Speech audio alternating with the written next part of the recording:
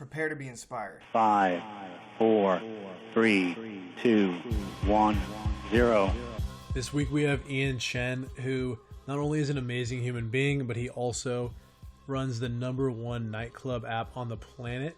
So they are called Discotech, and he has about 900 clubs around the world. If you want to go to Singapore, you want to go to New York, you even want to stay here in LA where I'm living, go to Santa Monica, he has a club, and you can get in for either cheaper, or you can get to the VIP line, or you can get discounts on drinks. Whatever the case is, his app is absolutely amazing, and I'm definitely going to be using it this year a lot. Keep in mind, we are outdoors, so there's a lot of birds coming around. There's an occasional plane that flies by.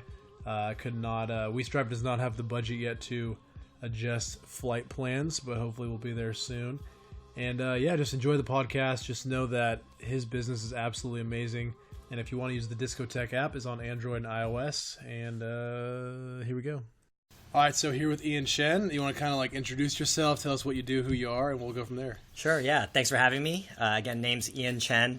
I'm the co-founder and CEO of Discotech. We're essentially the open table for nightlife. Oh, nice. Yeah. How did you guys come up with that name? Discotech. We ran through maybe close to 100 or more names before we settled on this one. We actually had a handful of names that we liked, but it turned out a lot of them were already taken. Always, yep. Yeah, but then Discotech, what's really nice about it is, we work with nightlife venues, we work with clubs, and disco in most languages is actually how people denote going to a club. I'm going to the disco, I'm going to the discoteca. And at our core, we're a technology company. We have a mobile app, we have a website, so we thought that the two of those integrated together, Discotech, would be perfect. No, absolutely. My computer's overheated, so I'm just going to close out some stuff here. Sure, yeah. That's so awesome, man. So tell us a little bit more, dive deep on the app itself and how everything works. If I want to go to a club and I see your app in the App Store, then what? Sounds good. Yeah, so Discotech, we're free on iPhone and Android, and again, also have a website as well. And what we do is we make it easier and more transparent for our customers to A, search and discover events, B, sign up for free or discounted guest lists so that they can save money and get into the clubs easier, purchase pre-sale tickets, and then also reserve VIP bottle service. So just making it a lot easier from the old way of doing things, which is going to just kind of showing up and then showing up at the club or going through a Joe Schmo promoter that might be a little shady or guaranteed shady. Shady sometimes, sometimes meaner than others. Yeah, no, yeah. And are you a big clubber yourself? Do you go clubbing? Is there a passion behind this? You're I want to change clubbing forever, or you just were there's no clubbing app, let's make a clubbing app. It's a little bit of A and B. Yeah. So in my previous job, I worked in finance, working brutal hours, 80 to 100 hours a week, but making pretty good. I was getting paid pretty well to do that, to sell my soul essentially.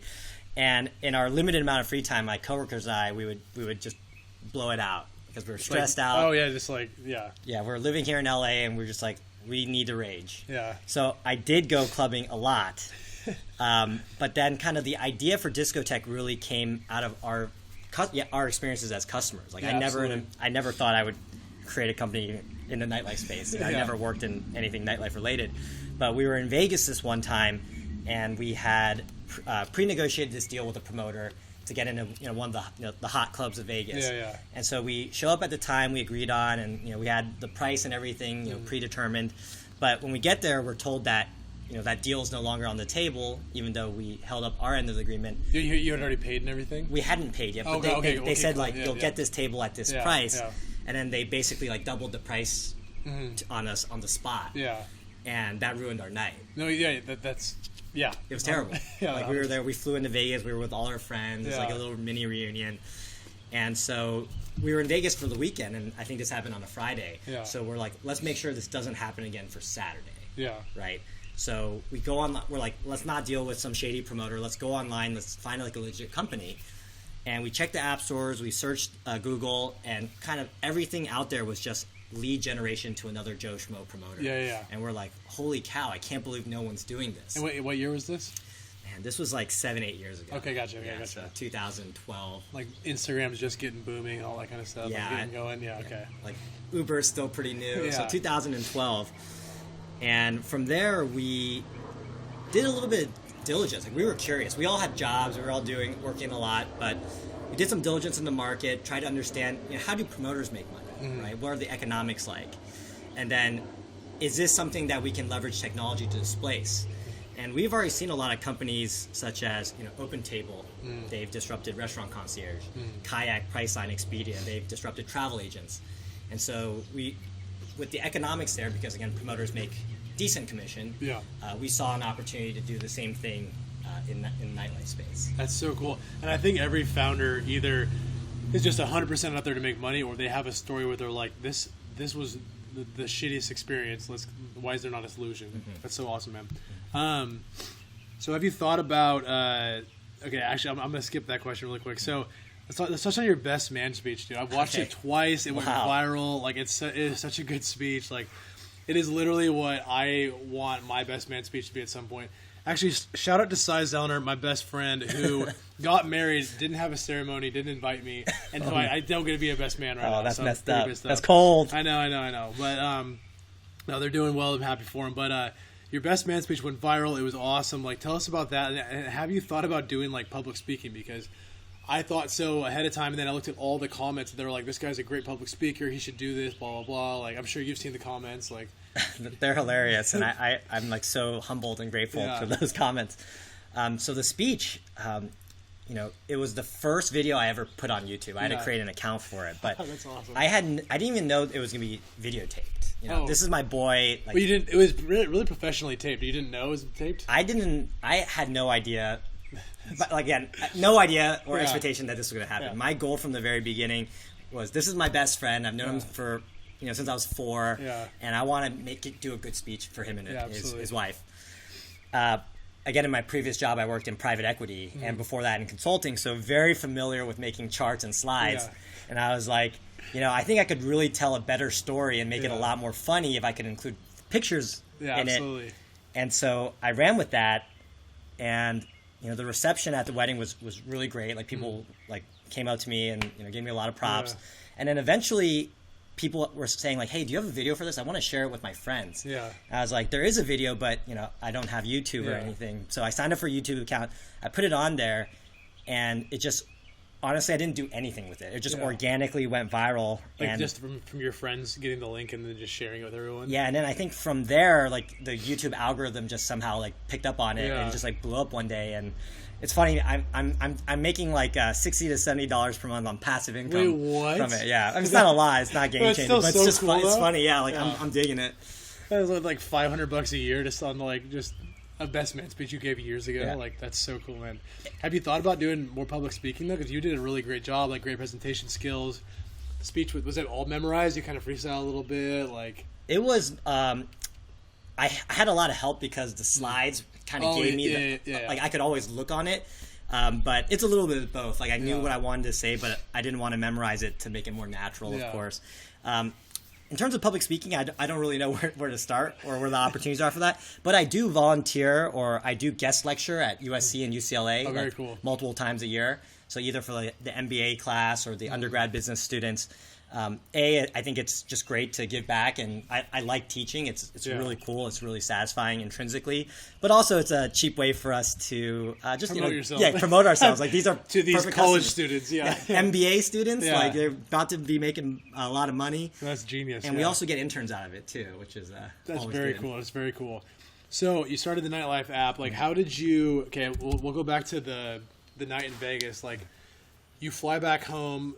Do you just assemble your friends and go, "We're doing this," or is it like a slow process? Like, because I know, like, with my app, it's taken years. Like, it was not like a overnight thing. So how did you go about that? Yeah, definitely not overnight.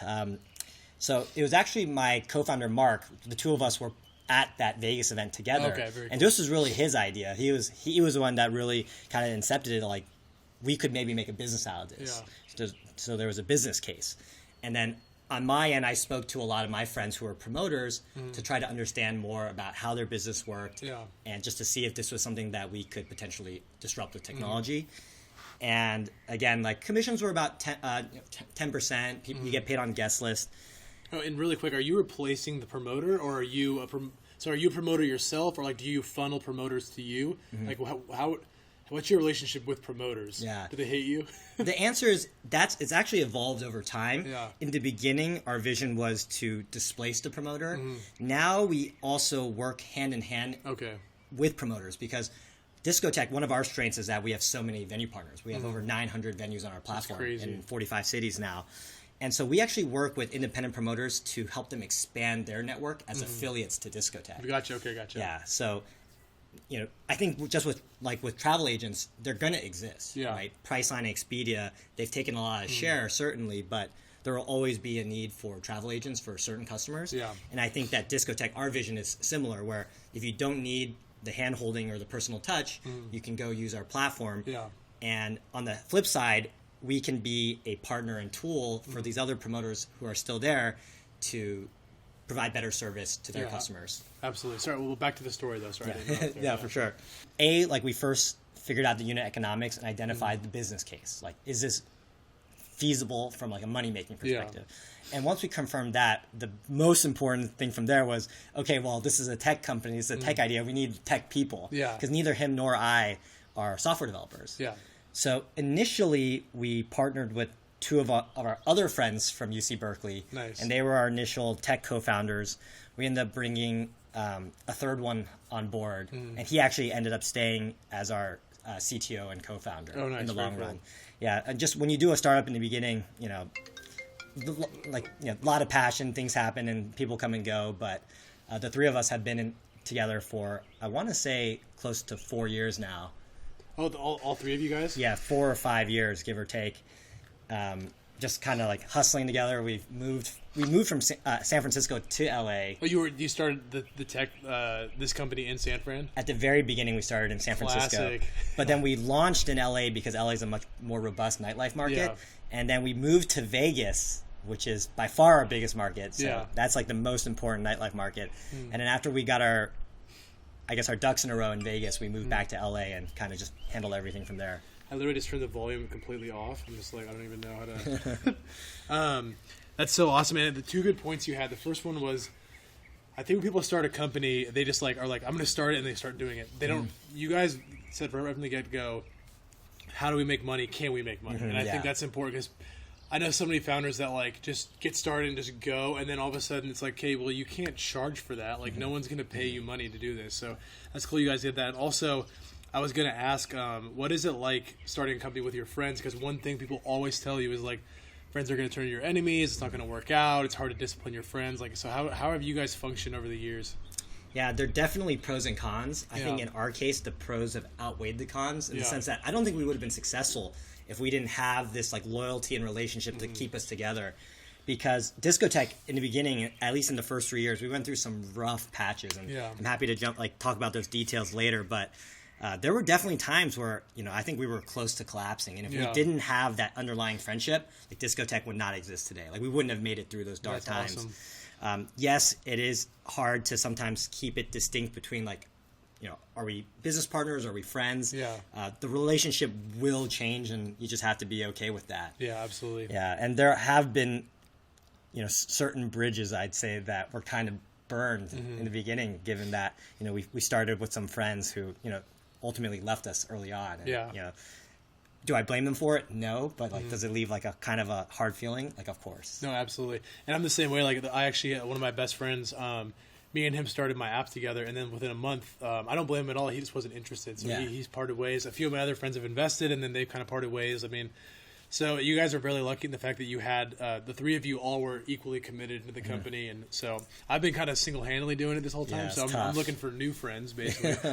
That's so awesome, though, man. So who is your competition, and why have they failed? Like, why have your competitors failed? Yeah, so I'd say that most of our competitors have failed just due to the tough economic. So again, there is a business case to Discotech. It's not a fantastic one because the unit economics are rough, and this is what I tell people all the time: is 10% margins is not good. No, like you guys would get crushed on Shark Tank. Yeah, like what's funny is I think Damon and Mark Cuban invested in one of our competitors way back, like 2011, 2010. In a Shark Tank episode? In a Shark Tank episode called Easy VIP. They got Pitbull. Yes. I just saw that episode. Yeah. That's hilarious. Okay, I should have used that. Okay, awesome. So, like, they, I think, just it wasn't the right team. Like, it was like some ex-promoter who probably didn't manage his funds right. Discotech, it's in our DNA to be like really lean. Yeah, like 100%. The co-founders, we went 2.5 years like no salary. Yeah, absolutely. Like, we've just been super lean. A lot, like, I have on my phone about 30 different apps of our competitors, of which none really exist anymore. Yeah. And I think it's just like managing funds until you hit the scale where you can kind of be like a real business. Yeah. It's just so hard to get there. Again, we almost failed. Like, we were lucky. I think there's definitely some luck on the side. One of our bigger competitors is called Table List. They're from the East Coast, whereas we're on the West.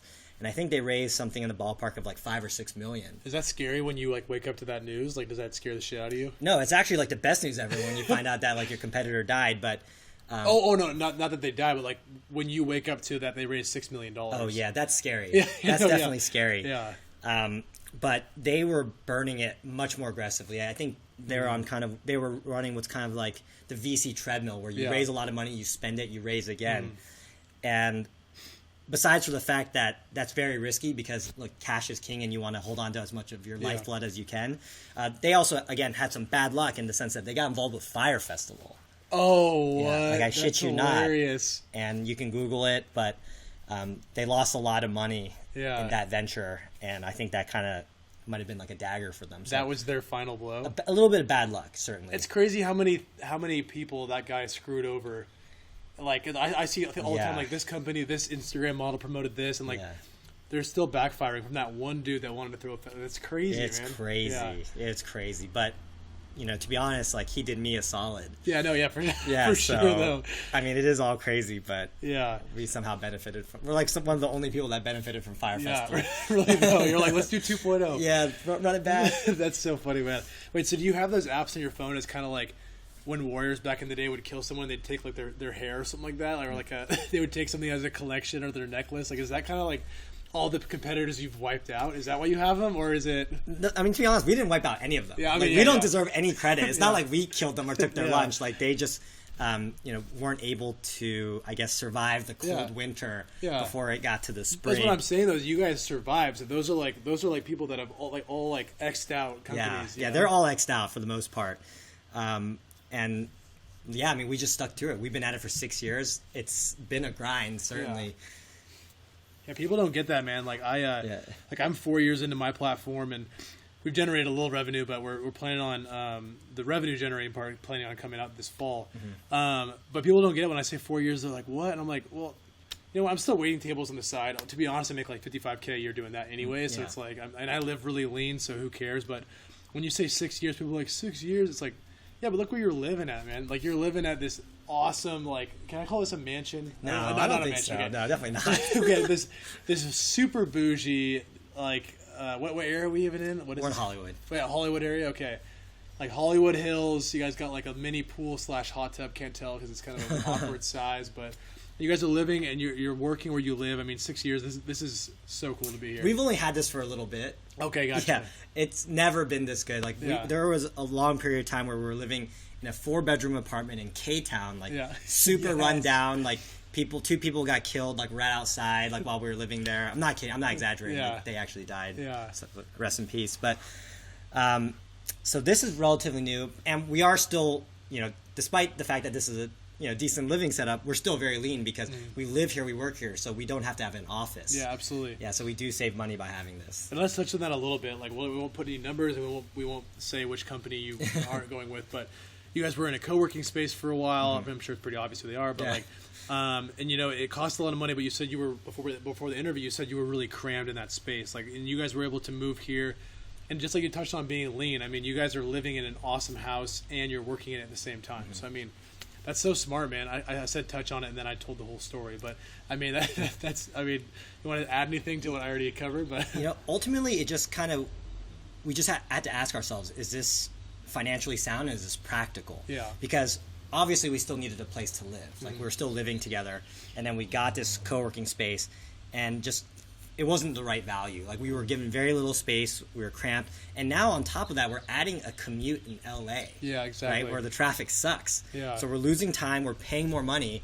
We ended up finding this house on Zillow, and we did the math, and it costs us much less to have this house that we live in and work out of. So much less. Yeah, it's 2 birds with 1 stone, and you take out all this commute time. Yeah. And on top of that, you're living with your coworkers, and so pros and cons, but you're more effective because you're just constantly, you're always brainstorming about work. You're constantly being productive. Does it get kind of repetitive, or I mean, not repetitive, but does it become a lot when you're working there and living there, and everyone's working there, living there, like where is it just too much of Discotech at some points, or like is that cool for you? I mean, I think sometimes it is a lot, right? Like we work really long hours, but I think at the end of the day is everyone truly believes in the mission, right? And we can see it now. Like we just need to keep executing. And we love the team. Like I founded the team with my friends. We ended up hiring some of our other friends. Yeah. And then the people we recruited outside of that friend group all fit into the culture very well. So I think we enjoy each other's company. And look, it's work hard, but we also play hard. It's nightlife. You guys are Discotech. Yeah, we're Discotech. So our employees, they're younger than us. Yeah. Like they get to have tons of fun for free. Yeah. They have a lot of perks. We certainly had our share of perks in the beginning, but me personally, mid-30s now, little less into nightlife myself, but do I go out still? Of course, it's Discotech. So, and one thing I wanted to touch on is, so do you know? So you guys you said 450 clubs, 900 clubs, 900 clubs, give or take. So do you know 900 club owners personally then around the world? No, because some of these organizations are conglomerates. Okay. So you'll have like 1 or 2 parties that own, 10, 20, 30 clubs. Gotcha, okay. But for the most part, we do interface directly with the venue. Mm-hmm. So we do know a lot of either venue owners, if it's like a mom and pop, or if it's like a bigger organization, we typically know someone at the corporate level. So like a director of marketing, a GM. Yeah. And we just kind of, it's nightlife is extremely fragmented, right? There's just so many players. Yeah. So we really did just hit them up like one by one, LinkedIn, email, cold calls, introductions. And it's been a sludge, or I don't know, that's not the right term. Well, we know what you meant. It's been a battle, yeah. Sludge. Yeah, it's been a sludge or whatnot for the last 6 years. Yeah. Just getting them one by one. And that's so cool. I wanted to touch on that too. Like, just how was the business approach to acquire new business in the beginning, and how is it now? I'm sure it's totally different. Like, or maybe not. You're very perceptive. In the beginning, it was super hard because we had nothing. We actually. Wait, did you have an app at that point? Or? No, we actually got our first venues to partner with us when we were just using like a wireframe demo. It wasn't a real nice. app. That's so cool though. What a good step though for that. Yeah. And actually, we it built didn't that. Work? Is that what you said? Like it didn't function. It was just like we're just showing them images. Yeah, this is what it'll look like. Like if you click on it, you'll go to this page. Yeah. But we did this all while part-time, so we were still exploring the idea. And you were in finance at this point, right? I was still working 80 hours a week in private equity. But then we built the wireframe, and I took it to SBE, which is one of the largest, clubbing companies in LA and also the US. And I show them the wireframe, and they're like, this is really cool. Like, yeah, when you launch, we'll work with you. That's so cool. And that was actually the catalyst. When we got that verbal commit, I called up my co-founders. I was like, hey guys, this could work. Yeah. And everyone just agreed on the spot, kind of that day, that we would quit our jobs and do this full time. What? That's so cool. That was it. Yeah, that was the catalyst. Well, so you think because I had one of those moments too where I literally had given up, and then I had one guy go, oh, actually, out of the 4 programs I sold on my very first terrible website, I had one guy that literally gained 20 pounds of muscle and was jacked just from my little crappy website, and that turned me around. So was that so you think if that wouldn't have happened, you guys would not be here today? I think we would have kept trying to see if there were other venues that would kind of endorse us or partner with us, and if all of them were a no, then yeah, for sure this would have been dead on the spot, and we were not that committed. We weren't pot committed at that time. Yeah. That's crazy, man. No, it's crazy. That one person could have just been having a bad day and just said no to you, and you guys might not exist. You know, so it's crazy. You guys had a great idea, but you could have been told no by one random person. It could have crushed your dream. So that's there are so many. Like I said, there were a handful of times where Discotech almost didn't make it. I'd say, times where we were running out of money. We had investors pull out the last minute. Oh, always happens. I could write a book on that. Yeah, we were just not paying ourselves, almost out of money, just Probably clinically depressed, but wasn't diagnosed at the time. You're still clubbing though, so you're good. Yeah, it helped a little bit. Wait, so back to the club owner relationship. So, can you in LA? Can you just walk into any big club, know the owner, and get in, like from who you are, or like? I think so. That's so cool. Yeah. That's awesome. Wait, so like you have their numbers, like you'd be like, if we go to, I don't go clubbing, because I've had a girlfriend since I moved to LA, so like it's just not worth it for me. Yeah, absolutely. Yeah, there's no point. But like, if like you can pick the biggest club in LA, just go there and like you can call the owner up, he'll get you in for free. Like how does that even work for you? Definitely get in for free. Yeah. We usually try to give them a little bit of a heads up. Yeah. And, a lot of times they're really hospitable and courteous, and we can get free tables a lot of times. Cool. And look, I think we are a very professional and thoughtful partner, and I think our partners appreciate that. That's awesome, man. So if I'm a venue, why do I like you guys? Besides, like, I'm not even gonna say besides the obvious, like just in general, like why do I like Discotech? I think a lot of it just comes down to the people, the team. Like, we are not your regular band of promoters. Yeah. We take everything very seriously. We're very professional, and I think that level of professionalism is kind of what sets us apart from a lot of our competitors, which are just regular promoters. Or they're just like bros, Yeah, exactly. That's when you asked earlier, like, who's your promoter? Like, that's our competition. So that's who's your competition. Just all these fragmented promoters, thousands, tens of thousands of them. That's who we compete against. And I think we just bring a level of, again, professionalism to the game that's very new. I think they appreciate that. And besides for that, like, we bring them a lot of business. Yeah. So that's results speak first. Like, that's first and foremost. So on a typical, I don't know if you can answer this because it's kind of a very specific question, but on a typical night, and let's say like a pretty busy night in LA, and a club is clubbing on Friday, whatever, how many people will you typically bring to that event? That it varies much. Yeah. I'd say some of our better partners or bigger venues that feature like big EDM artists which have larger capacity will bring in 3 figures, so like over 100 people a night. Oh, seriously? And there are numerous venues where we do that. I don't know if we've ever. I doubt that we've ever hit four digits. That would be like hitting like a huge amount. Yeah. But then on the flip side, there are also smaller venues in cities that we're not as popular in, where we'll send them like one table like every 2 weeks or a month. Gotcha. It's all over the spectrum. It just kind of depends on where we are, the venue itself, Absolutely. And our user base there. So is Eventbrite a competitor of yours? Not really, no. Because they're not really in the club space. They are a ticketing platform, and in fact, we actually partner with Eventbrite. So we have like an integration with them, and we help them sell tickets as an affiliate. Oh, very cool. Yeah, so our customer, the club, will have a ticketed processor. Sometimes it's Eventbrite. Oh, gotcha. We work together with Eventbrite through our API integration to help sell Eventbrite tickets on Discotech. Gotcha. Okay. So Eventbrite actually gives us a little bit of an affiliate commission. It's very, very small. And then we also work. Thanks. No, we appreciate them. They're a great company, truly. And we also work with the venue directly, and they pay us a commission for helping them sell their ticket. And you said it was like 10% or something like that, depending on, does it give or take? Yeah, I'd say so. Tables typically vary from 7 to 20%. Okay. Tickets vary. I'd say our margins are higher on tickets. Sometimes they pay us like a $5 flat. Sometimes it's 10%, 15%, 20%. Yeah. It really just kind of varies on the venue. And is that are the fees you're getting, are they pretty similar to what a promoter would get?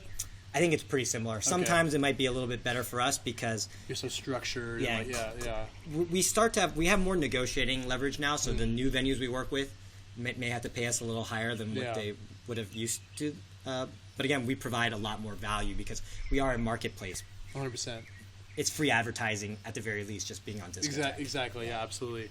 So, what is your approach? I hope I didn't already ask this question when I asked the similar one earlier, but what is your approach now when you're going for these new, like, say, like you want to expand to? Are you guys in Portland? You're probably in Portland. I don't know. That's a great question. Yeah, like, we're in so many cities now. I kind of lose track. I have no idea. Yeah, we might have like 1 or 2 clubs there. Well, let's say you're not in Portland at all. Uh-huh. Do you fly someone out there and they're like just hitting the ground running, or are you just like cold calling every single club? Like, here's who we are, or maybe like you already know us, get over it, kind of a thing. Like, we attack Portland, what are we doing? Yeah, so if we go out and attack a city, we don't usually fly there. Yeah, it's a I think it would just be kind of expensive. Yeah. We really just kind of hit it on all fronts. There's no rocket science. We email them, we cold call them, we try to find them on LinkedIn. Yeah. We hit them up on their Facebook page, their Instagram page if they Nice. have it. But what's great now is that a lot of venues are coming to us That's because so they've cool. discovered us, they've heard about us. I think just last week we had a club from Ho Chi Minh City, Saigon, reach out to us. what? We had a club in Bali reach out to That's us so recently, cool. Australia. So we're getting hit up from all sorts of places. Like That's cool, man. And look, we're delighted to work with everyone. Yeah. But it's just like so cool for us when we see Yeah. this club literally across the world. Like say like, No, hey, how do we get on Discotech? That's honestly like, I'm not gonna say you guys have made it because obviously you made it because you're the #1 app, but like when I say made it, I mean like you're done, you're ready to sell, you're making millions of dollars. No. But I mean like that is a step towards really making it where a random ass company across the world is reaching out to you to work with you. That's so cool, man. So you got all these club owners around the world. You're hitting people up. Like how many times or how often are you guys adding new clubs? Is it like one club a week, or is it like all over the place? Like It's that this part of our business has been hockey stick growth. So yeah, if it took us, call it 5 years to get to 450 clubs, it took us 1 year to go from 450 to 800. that's awesome. And then today, we're in April, I think we're at like 900. That's so cool. So we're definitely adding venues a lot faster. That's a function of A, it's a lot easier for us to sign up these venues. Yeah. And also B, like our team has grown and we're able to just act faster and Absolutely. do this better. Yeah. And so you guys have an app where, do you think it's an app where someone uses it one time and then deletes it because they're just going to Vegas for the weekend, or like do you see a lot of repeat customers? It's definitely a lot of repeat customers because, yes, while there are some people who can only use it in Vegas, like if you're coming from abroad, Yeah. most people reside in one of the major cities, right, where there is nightlife. And we do see a lot of repeat usage, especially when it comes to the guest list. Yeah. Because, look, it's free. You're saving money. You get into the club faster through the guest list line. And you can do it with like 2 or 3 clicks of an app. That's so It's cool. so much easier than the incumbent way of doing things. Yeah. And so we see a ton of repeat usage there. And also our table clients, it's just so much easier than texting a promoter, waiting for them to text you back with prices. God. Like, it's so our engagement is really good. Yeah, that's so cool. That's so cool when you put it that way. And I think I saw, what's that club in Santa Monica, like kind of hidden one? It's like, is it something Ocean, 31 Ocean, 21 Ocean? Okay, yeah, I think so. 40, yeah. 40 I think it's 31 Ocean. 41 Ocean. I don't know, but I went there. I have been there a few times. I went to a startup event there, and then I went there another time about 6 months ago, and there was a long line, and I waited like 20 minutes, and people were just going past me in the guest list line because I don't go clubbing, so Yeah. that stuff pisses me off when I just can't get into it. I'm trying to go to a bar, you know what I mean? Yeah. And then I went on your app, and I saw you guys had them right there, and I could just sign up for a guest list. I was like, how cool is that I could just be that person that cuts everyone because of your app? Yeah, it was really that exact use case, which is why we grew. Like, Yeah. our growth was not through any kind of, marketing hack or whatnot. It was just, Yeah. it's mostly word of mouth. Yeah, Like, we have absolutely. 4.9 stars on the App Store. Yeah. We did like an internal survey to find like our net promoter score. It was like something world class. Yeah. And I don't look, I love Discotech, I love our product, but we're not doing anything that's rocket science. Yeah. We're just taking an existing process, making it easier, and I think our customers love us for that. That's so cool. That's a good. I'm gonna take that quote and put that in the beginning there. That was good. So how many employees do you guys have right now? So full time, we're about 10, 11, like I'd say like core employees. And But- 4 are living here, right? Yes. Okay. But then we have a lot of, I'd say, like partners, like part-time people Like who. a social media kind of thing. So a lot on the operation side. So for Okay. example, in Vegas, like we have teams of people who actually like greet our VIP table customers and like walk them in. They're not Okay. on our payroll. They obviously don't get benefits, but there is like a kickback or compensation model for our partners in different cities. Like and we do have partners in different cities who who play a key part of our team, but they're just not like full-time employees. So does that person work for you or for the club that like greets the people at the door? Usually it's for the venue, or it's like an independent promotions company that like Okay. we've partnered with, and there's some kind of like agreement where Very there's cool. compensation. Gotcha. Okay. Very Yeah. cool. So you guys make money from that initial from the ticket sales, the Do you get commission from when they buy bottles at the table too? Or? Absolutely. Oh, that's sick. Okay, yeah. cool, So we make a commission on table sales, ticket sales, and then also we get paid for driving guest list heads through the doors. Okay.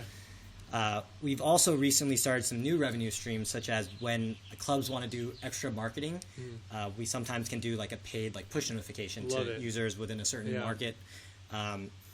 And depending on the venue, if it's like a one-time event or like a concert, sometimes we also have we now have like a sign-up fee. Gotcha. Where we didn't have that before because it takes us time to put something up. Yeah. So. Oh, you charge the venue a sign-up fee? Yeah, we charge them basically an activation fee. Gotcha, now. very cool. That's smart. We have enough users now. I think it dictates. Yeah, absolutely. It dictates that. Yeah. Wait, so basically, if when I sign up for your app, go through the door, everything I pay for and do, you guys get a commission for. Like once I walk in, you guys get a cut of that. We don't get a cut of what you would buy at the bar, but if you have a table, at the table. Yeah. Okay. Whatever you spend at the table, we usually monetize. Very cool. Very cool.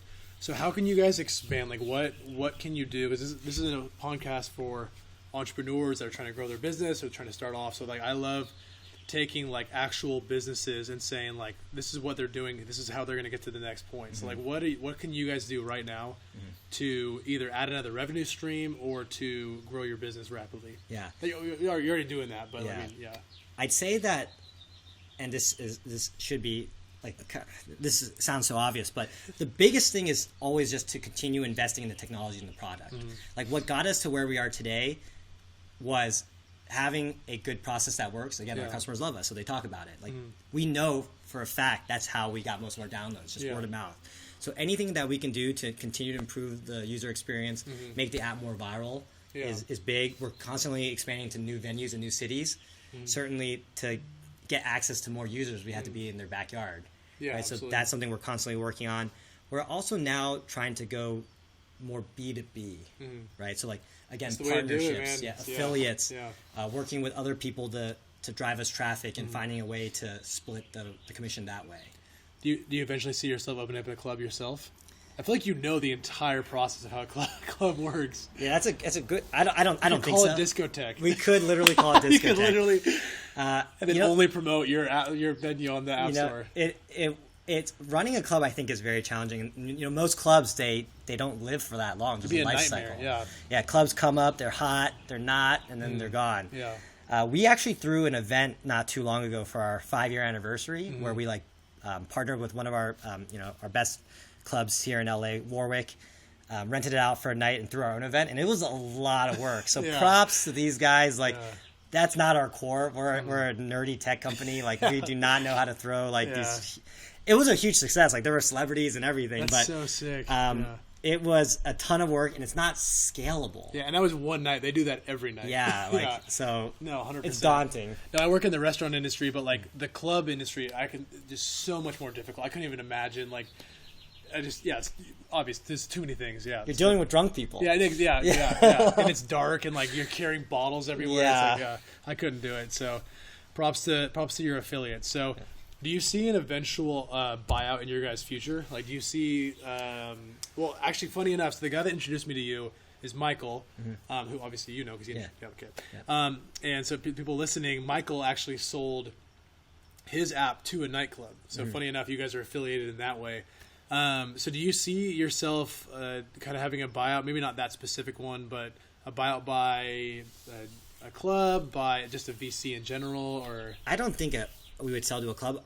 Our goal is to one day sell to a larger tech company, someone that would be strategic. Like an Eventbrite, this kind of potentially thing? Like an Eventbrite, maybe maybe a Live Nation, Ticketmaster, or one of the large reservation platforms like a Priceline, Expedia. Okay. They're very active at M&A, and they really own the customer for most parts of their vacation. So absolutely. The flight, dude, that's smart. the flight, the rental car, the hotel. They do cruises. One of them owns Open Table, so the restaurant. But that is cool. Certain destinations, Vegas, Miami, New York, LA, etc.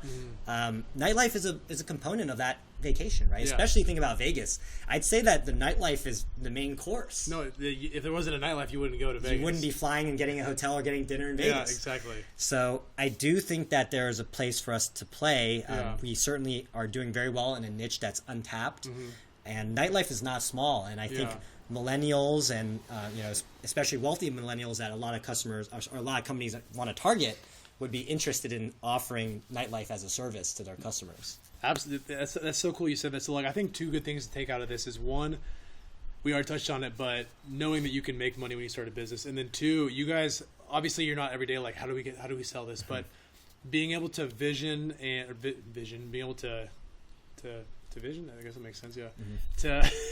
To see that eventual buyout is possible. And not only that, but like understand how that would happen and be like, this is an obvious spot. You go get a hotel, you get your freaking car, and then here's how you can nightclub. Yeah. Or you're going to go clubbing. So that's so cool. I want to touch one last thing on investment. So do you guys have investors coming in and out the door? Do you have like one big VC? Is it all private funding? Where do you guys get your money at? Our first round was just like friends and family. Okay. Very little. And then... Do you mind disclosing how much you made, or is that... No, we won't say it. Yeah, we won't disclose. Yeah. It wasn't a lot. Okay. Discotech is very much bootstrapped. Yeah, absolutely. We are a lean company. It's always, like I said, it's always been our DNA to be frugal. Yeah. You know, some would say probably cheap.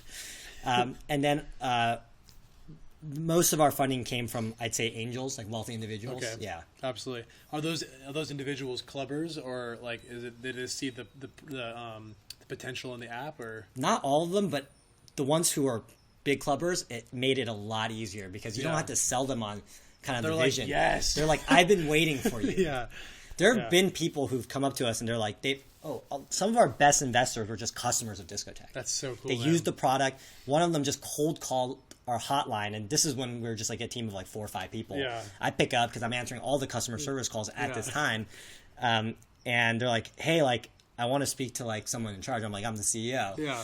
And they're like, "Oh, like wow, that's crazy that you're picking up the call." I'm like, "We're a startup." Yeah. He goes, I want to invest. Are you taking money? I'm like, yes, please. Like, of course we're taking money. That's so cool. Yeah. What a cool phone call to get. Like, yeah, it was awesome. And I was actually I was interviewing someone else this morning that she's all about like she's a big entrepreneur. She doesn't know what she's gonna do each day. It's just crazy. And like, so that's so cool. Like being an entrepreneur, like you pick up the phone, it could be someone saying this app sucks, or hey, I want to put money into it and I love the app. Yeah. So every day is a different journey, man.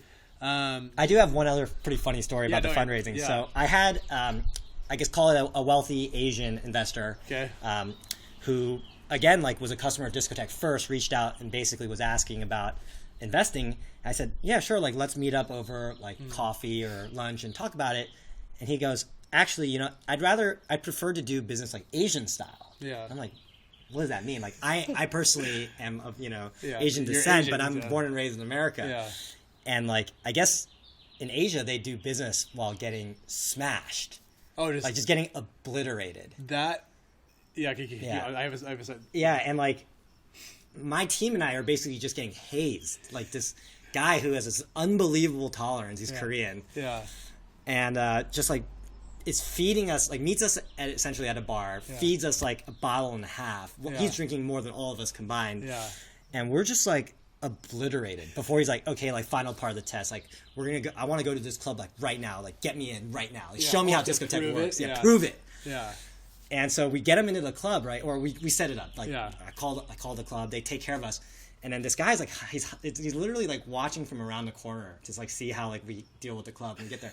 So I'm like, all right, like we're ready to come in. And so he steps out of the corner, and then like the employee at the club, like his eyes get big. He goes, Ian, like why didn't you tell me that like this guy was coming with you? He's like, this is like, you know, one of our like best customers. Oh, really? So they like roll out the red carpet. So like he obviously knew that he could get a table himself. He Yeah, was just yeah. testing us. That's cool. That's like a movie. That's It was nuts. And like, you know, we partied and he's like, here's a check. That is the coolest investor story I've ever heard Yeah, it in was my life. wild. That's so crazy. Yeah. Man. That's so funny. That's how they do business. That's So they know they can trust you. yeah. That's a good way. That's a good way to do business, man. Well, do you have anything you want to leave people with, man? This was an awesome interview. You have like a quote, you have a phrase, like No, man. I would just say that it's a hustle. yeah, Like absolutely. 6 years. It's both blown by in terms of like, I can't believe it's already been 6 years, but also when I look back on it, it's like, it's been a long 6 years at the same time. Like Yeah. we've just been through so much, and I have a lot of friends who are entrepreneurs, and so like I just know that like our story is not unique. Yeah, Like yeah. unless you are just super lucky and you hit that rocket ship idea, which is probably like 1 in a million. Yeah, literally. exactly. Like just if you want to be an entrepreneur, just like be ready to make some sacrifices. Yeah. No, 100%. That's awesome, man. Yeah. All right, Ian, this was so awesome. Appreciate it, man. Thanks for having me. Absolutely.